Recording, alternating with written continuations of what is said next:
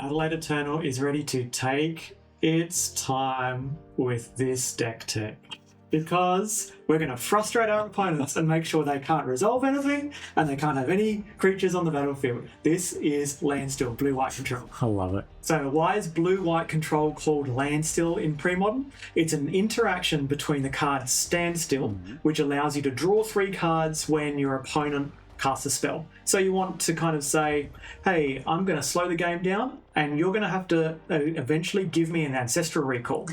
And in order to do that, you have to combine that with key lands that allow you to still play the game whilst your opponent's not playing the game, and they're forced to crack your standstill. So you have Mishra's Factory, you have Fairy Conclave, you also have Dust Bowl to prevent your opponents from ever having their own Mishra's Factory to block yours, or their own Treetop Villages, and so on.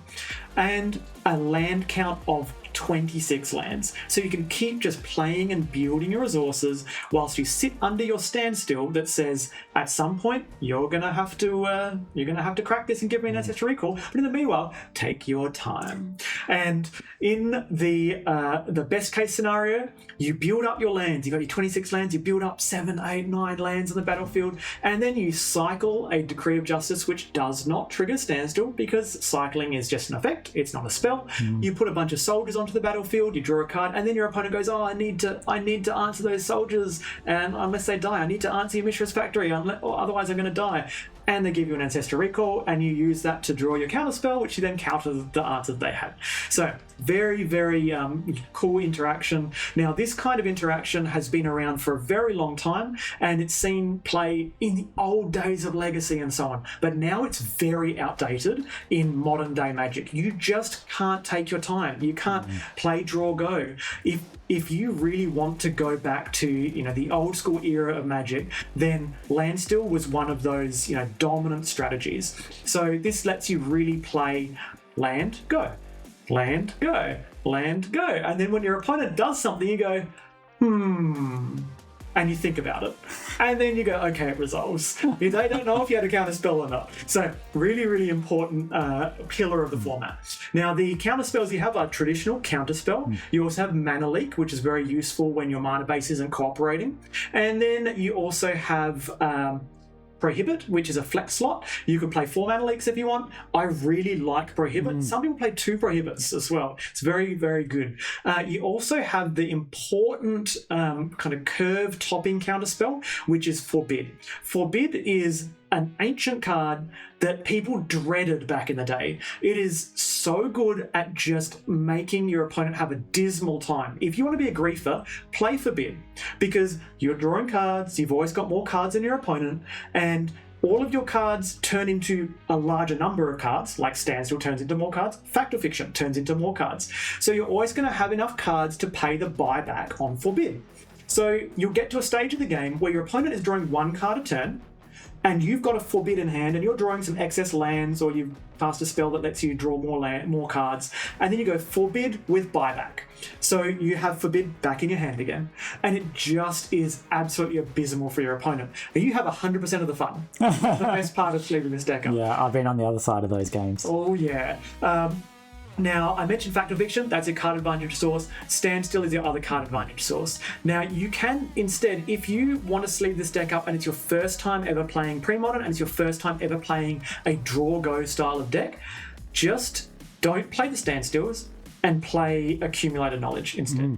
Yeah. And it's the same kind of role, gradually snowballing card advantage, same kind of role, and then eventually practice the play style and then turn it into Standstill. So Standstill is its own game play style. So Accumulated Knowledge plays differently, but it's a good way to get an entry into the format to start off with if you don't want to have to make tricky decisions and you want to learn how to play reactive control first.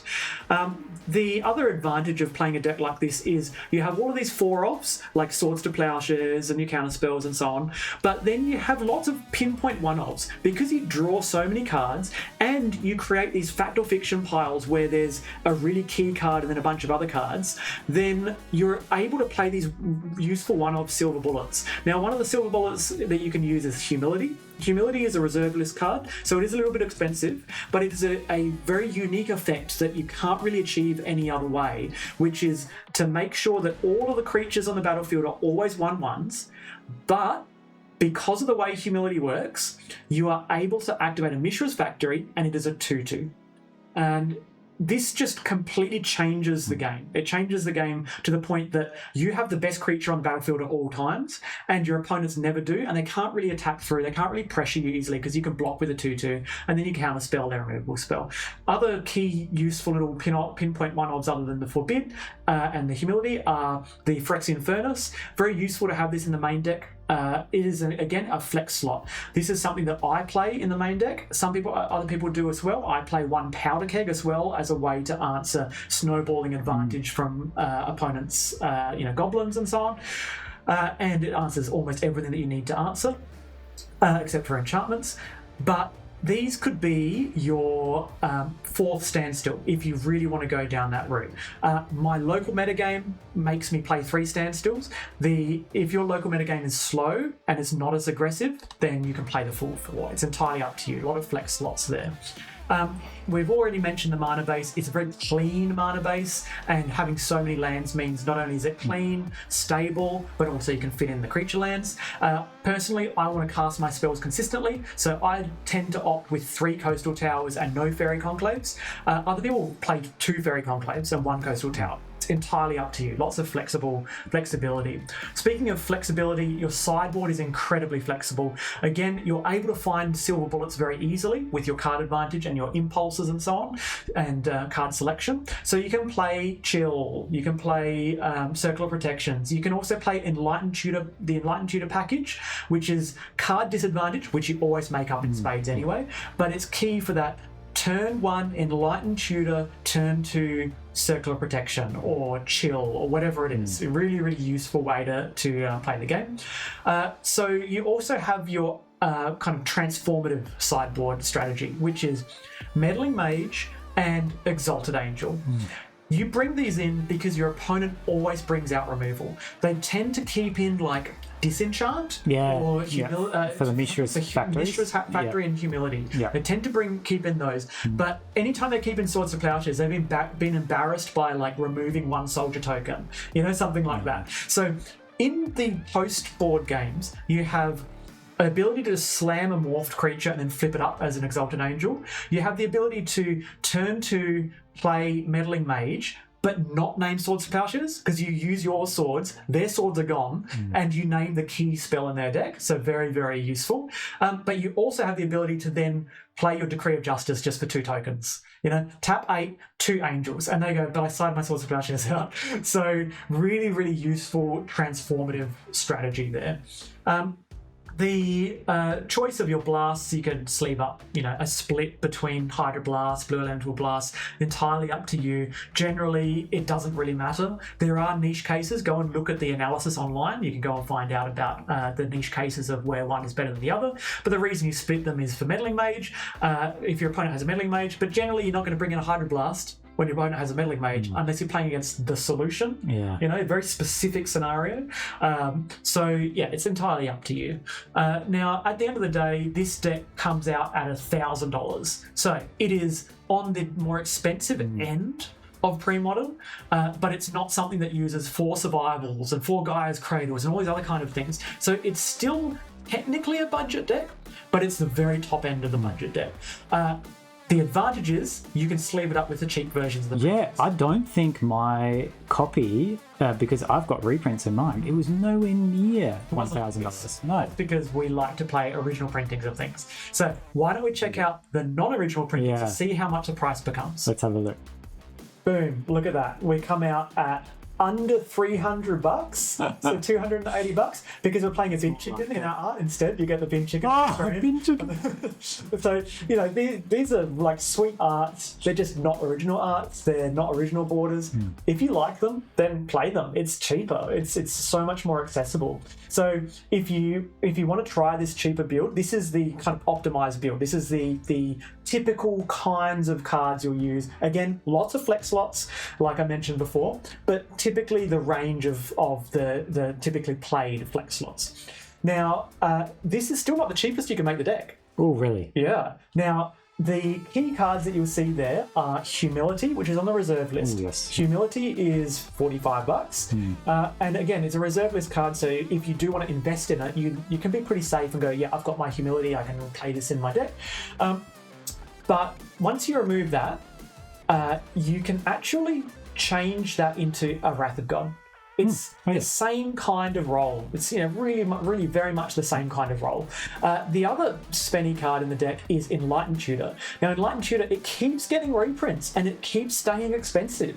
So next time there is a reprint and it tanks, buy it, because it's just going to go back up again anyway. And having one for Premodern is very, very useful, so you can make these kind of sideboards.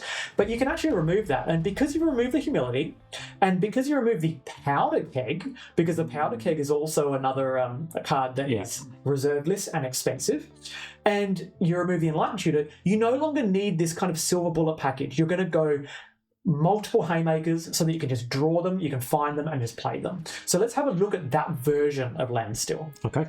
Here we go. Budget bin chicken on your screen right now. This removes those cards that I mentioned, and instead we clock in at 100 and can't even read it. 163. That's so much cheaper. 163. So yeah. And instead your sideboard is cleaner. So instead of lots of one-off silver bullets and Enlightened Tutor, you have just the key cards you really want to draw. You want to draw your Circle of Protection reds. You want to draw your Warmth instead. If you want to play two cops and one warmth, you want to play 3 cops, you want to play 1 cop and 2 warmths, whatever you choose. And then you've got 2 Exalted Angels, 2 Meddling Mages, a whole bunch of 2s. Then you got a whole bunch of 3s. You got the 3 blasts, you got your 3 annuls. So it's all about just consistently drawing the card and being mana efficient. So it's not strictly worse than the tutor package. It just means that your sideboard is a bit more narrowed and focused towards specific matchups. So you're a little bit less flexible, but you're far more efficient, far more streamlined, and you're going to be able to slam that haymaker as you need it on the turn that you need it, rather than having to tutor for it.